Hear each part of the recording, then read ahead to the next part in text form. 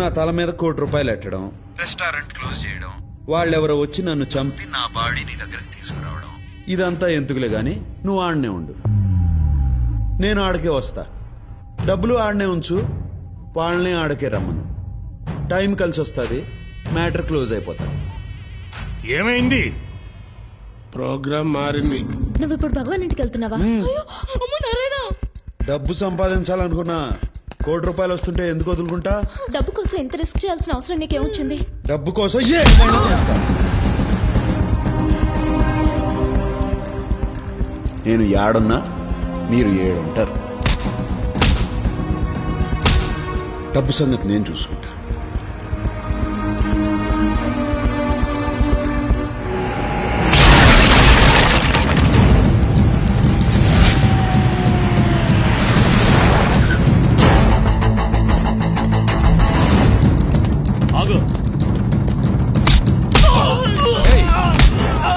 ఇంతకుముందే తన్నులు తినావు కదరా, చేస్తావు.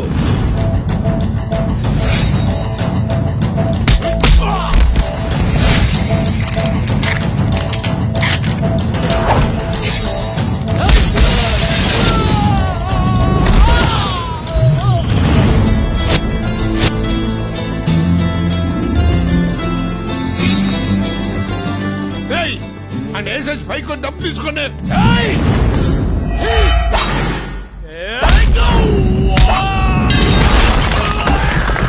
ఏంట్రా?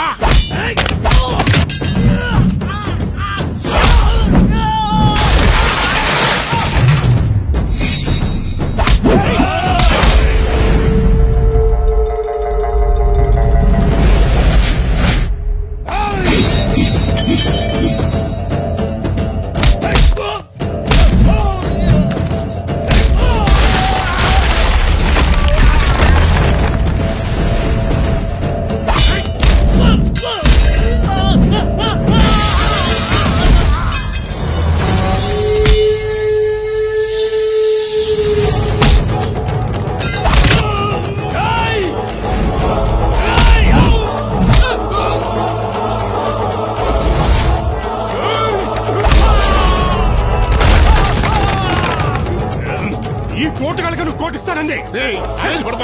వీళ్ళ సిటీలో బెస్ట్ అన్నావు.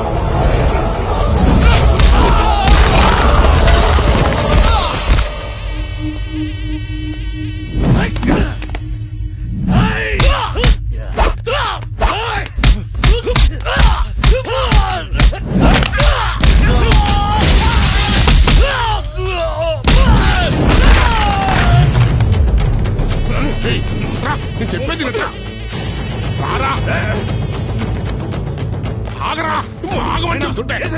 ₹1,00,00,000 నాదే. మీకు అభ్యంతరం లేకపోతే తీసిపోతా. నువ్వు తీసుకుపోవా నైనా. నువ్వు ఉండరా. కింద నుంచి పై దాకా కనపడ్డాడుగా కొట్టుకుంటే ఇక్కడ దాకా వచ్చాడు. ఆడికి లొంగడంలో తప్పు లేదు. నువ్వు తీసుకుపోవా. అర్జోలికి వెళ్ళకరా, కుక్క సాగు చేస్తావు రే.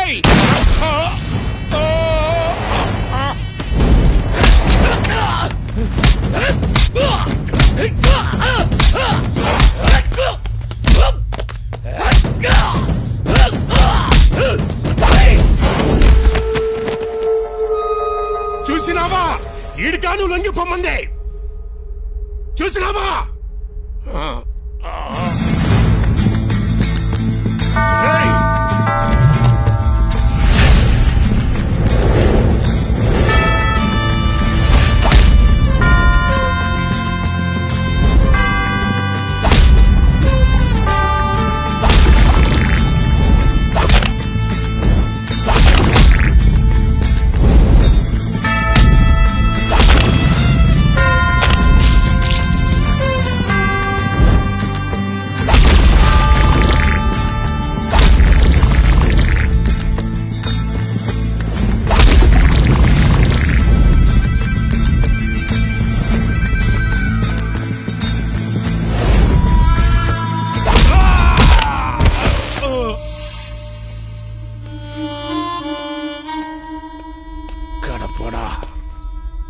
ముసలోని నే పోతున్నా. నా ఆఖరి కొరికి తీర్చు. ఏందో చెప్పు. ఒక ఫోన్ నెంబర్ చెప్తా, నా కలిపి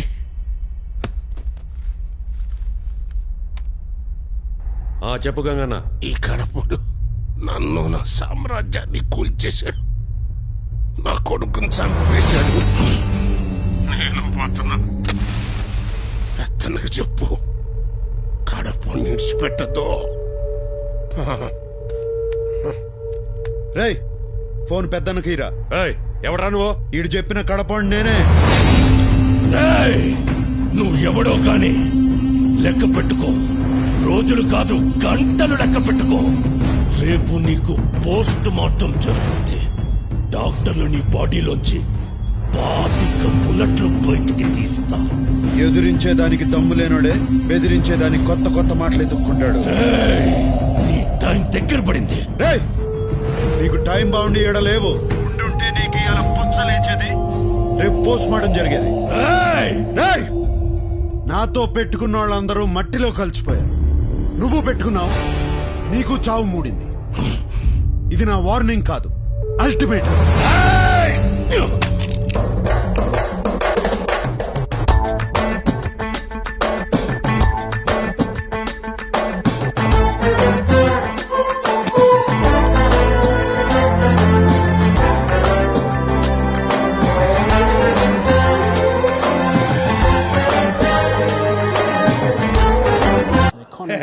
డ్రింక్స్ బ్రేక్ అయిపోయింది కదా, ఈ ఓవర్ లో వికెట్ ఎగిరిపోద్ది, స్కోర్ డామన్ పడిపోద్ది. మన బెట్టింగ్ 10,000. ఏంటా ఇది? బిర్యానీలో బొద్దింగ్ వచ్చింది. అవునా? మా హోటల్లో బొద్దింకులు ఉండవే, మిడతలు ఉంటాయి, చూస్తాను. అయ్యే బాగుంటాయి. ఏ ఓవర్ లో వికెట్ పడిపోద్దో, ఏ ఓవర్ లో 6 కొడతారో మనం ముందే ఊహించగలం. అదే మన 6th సెన్స్. డబ్బు గురించి నువ్వు ఆలోచించుకో, అది ఎప్పుడు మన బ్యాక్ ప్యాకెట్ లో ఉంటది. యా బెట్టింగ్ నేను ఆల్వేస్ రెడీ. అవును నేను చెప్తున్నాను కదా. యా పరుసు నీదా తమ్ముడు. ఎవర్రా మీరంతా? ఆ కడపోడు ఏడ్నే ఉంటాడని చెప్పారు. ఎక్కడ రావాడు? డబ్బు కోసం ఎంత రిస్క్ చేయాల్సిన అవసరం నీకేమొచ్చింది?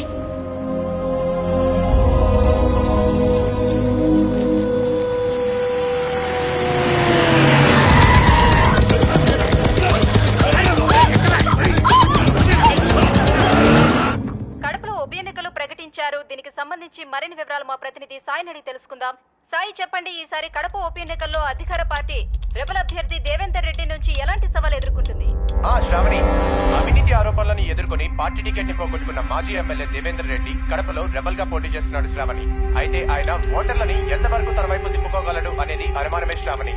రైట్ సాయి, కానీ కడపలో పేదవాళ్లకు ఉచిత వైద్యాన్ని అందిస్తూ మంచి వ్యక్తిగా పేరున్న డాక్టర్ నిర్మలాదేవి ఆయనకి మద్దతు ఇస్తున్నారని వెలుపడింది. అది ఎంతవరకు నిజం?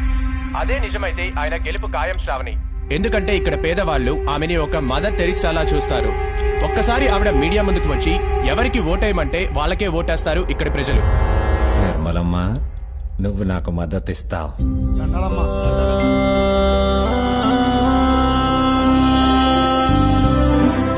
అన్నా అన్నా ఆకలిస్తుందన్నా, తినేదానికి ఏదైనా పెట్టన్నా ప్లీజ్ అన్నా. మీ అమ్మా నాన్న ఎక్కడా? మా అమ్మ చచ్చిపోయినది, మా నాన్న జైలుకి వెళ్ళాడు. అయ్యో సరే, నాతోరా.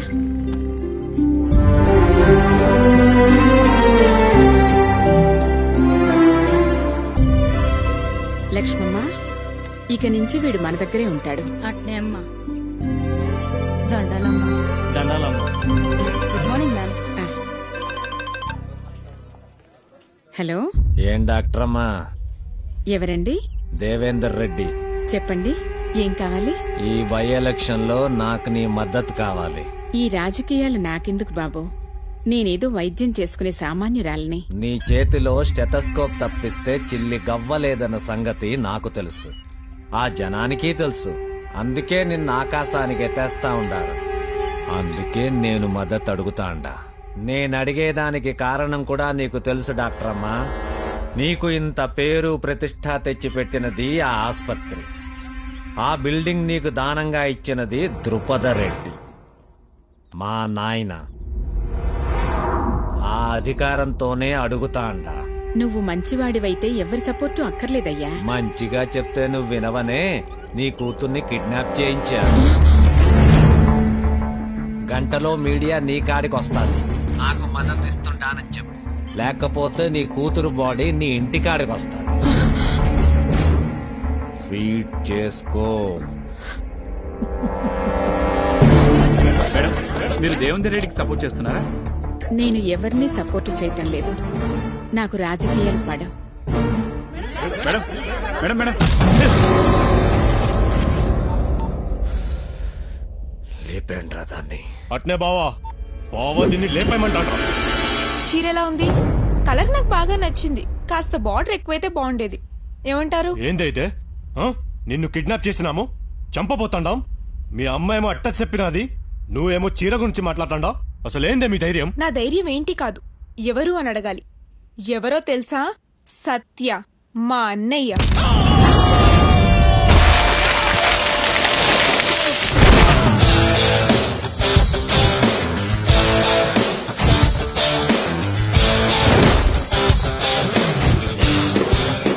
కడప మంచికి చెరుగ్గడ, చెడ్డకి రగడ. ఆయనతో కాసేపు మాట్లాడాక అందరు ఏమంటారో తెలుసా? అస్సలు నువ్వు ఏడుండాల్సిన కాదు భయ్యా. నమస్తే. రైతులకు కూడా లాభం రావాలి కదా. నువ్వు సూపర్ భయ్యా. అన్న ఏడుండాల్సినోడు కాదురా. కానీ ఇక్కడే ఉంటున్నారు. ఎందుకో తెలుసా? మా కోసం. ఆయన అనాథగా ఉన్నప్పుడు చీర తీసిన మా అమ్మ కోసం. ఆయనకు నేనంటే ప్రాణం. చెల్లెలికి ఓ మంచి సంబంధం తీసుకొచ్చా. ఆడు ఏడ చదువుకుని అమెరికాలో పనిచేసేవాడు కాదు. ఆడు ఆడ చదువుకుని ఏడ సేవ చేద్దాం అనుకున్నాడు. పైగా డాక్టరు, మంచోడు. దాని పెళ్లి సరేరా, నువ్వెప్పుడు చేసుకుంటావు? అవునన్నయ్య, నీ పెళ్లితో పాటే నా పెళ్లి. అయితే పిల్లని చూడండి, పెళ్లి చేసుకుంటా పని అయిపోతుంది. అమ్మా డాక్టర్ అమ్మలో నన్ను వదిలేయండి. చెల్లయ్ కానిద్దామా? నువ్వు మాతో ఉండమంటే ఉండవు, కానీ సంబంధాలు మాత్రం చూస్తావు.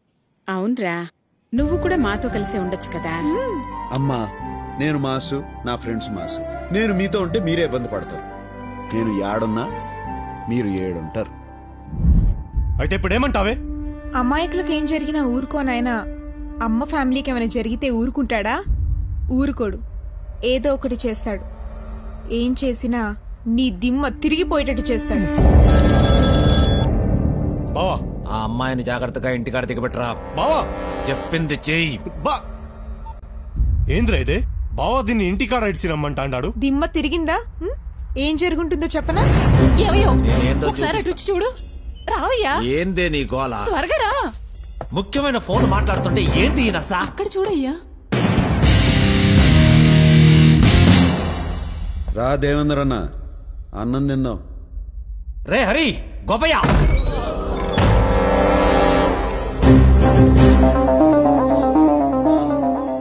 వాళ్ళందరూ తిన్నారు, నువ్వు ఒక్కడవే తినలా. నువ్వు కూడా తిందువు గాని కూర్చో. కూర్చో. కూరలు అదిరినాయి వదినా, నువ్వేనా చేసింది? అవును. మంచి పెండ్లం, గొప్ప తండ్రి. అంత గొప్ప ఆయన కడుపును పుట్టి నువ్వేంద్రా ఎట్టా తయారైనావు? నిన్ను మెట్టుతో కొట్టాలా? నువ్వు ఇలా చేసిన పనికి ఈ పాటికి నీ ఫోటోకి దండేసేవాళ్ళు నీ వాళ్ళు. ఎందుకు ఊరుకున్నానో తెలుసా? నువ్వు ఆయన కొడుకు కాబట్టి. మీ వాడికి ఫోన్ చేయి. నాతో పెట్టుకోకూడదన్న సంగతి నీ మతికి పెట్టుకో. నాతో రగడ పెట్టుకుంటే నువ్వు మగాడన్న సంగతే మర్చిపోతావు.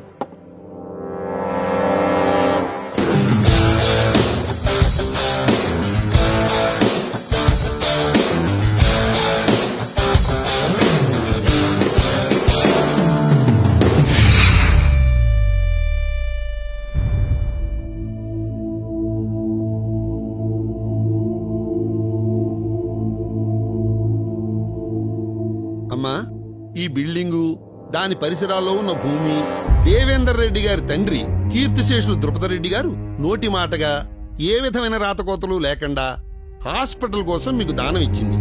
దీని మీద సర్వ హక్కులు వారసత్వ చట్ట ప్రకారంగా వారి కుమారుడైన వీరికే చెందుతాయి. కాబట్టి కోర్టు ఆర్డర్ ప్రకారంగా మీరు 3 నెలల్లో ఈ పరిసరాలు ఖాళీ చేసి వెళ్ళాలి. లేదా ఇప్పటి ల్యాండ్ వాల్యూ ప్రకారం 87 కోట్లు చెల్లించాలి.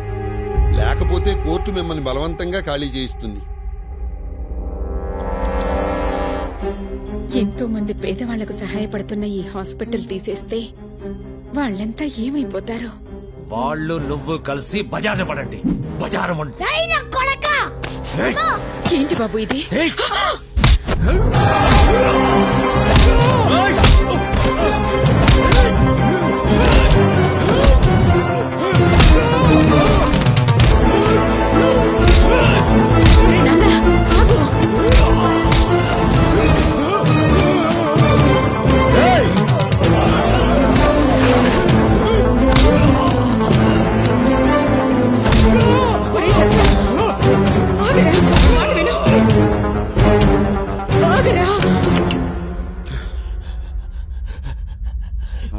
ఆపినది కాబట్టి ఆగినా, లేకపోతే కడప రోడ్లంటే ఈడ్చి కొట్టి నీ ఇంటి దగ్గర ఇడిచిపెట్టేవాడిని. 3 నెలల పాటు హాస్పిటల్ చుట్టూ కాదు, కడపలో ఏడ కనపడినా ఈసారి కొట్టడం కాదు, పాతి పెడతాను. పోరా.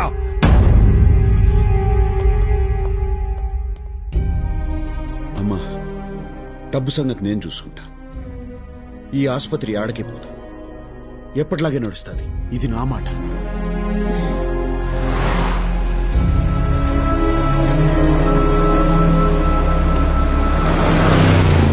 అగో అన్న హీరో అవుతాండు. వాడిని హీరో అనకండ్రా, నా ఈగో హర్ట్ అవుద్ది. అయినా వాడేంట్రా రెస్పెక్ట్ ఇమ్మంటే చచ్చిపోమంటాడు, నెత్తెన ₹1 పెట్టానంటే ఇంటికొచ్చి తీసుకెళ్తానంటాడు. ఎక్కడైనా పర్వాలేదురా శిరీష ముందంటాడు. అంటే అన్నాడు శిరీషకి వాడి మీద గంట ఎక్కడ కొట్టుద్దో నాకు టెన్షన్ గా ఉంది. అన్నా నీకు ఫ్లాష్ న్యూస్ తెలుసా అన్నా? ఏంట్రా అది? ఆ శిరీష మేడం కి ఆయన మీద ఎప్పుడో గంట కొట్టిందనా? అన్నా నీకొక స్క్రోలింగ్ న్యూస్ చెప్పమంటావా? ఏంట్రా అది చెప్పు. గా గుడిలా గంట కొట్టే పోరి బిగిన జంట కోరుకుంటాంది. గా ఇద్దర్లో ఎవరి పంట వండనుందో. పైకి చూస్తున్నావేంట్రా? నువ్వు పైకి చూడనా గాయన ఎట్లా మంటలు పుట్టిస్తాండు. హీరో అంటే గట్లుండాలి. వాడు హీరో ఏంట్రా? హీరో ఎలా ఉండాలో నేను చూపిస్తా. ఎలా చూపిస్తావు? పట్ట పగలే నగలు కొట్టేస్తా, ఎవరికీ దొరకకుండా బయటికి వచ్చేస్తా, నేనేంటో చూపిస్తా.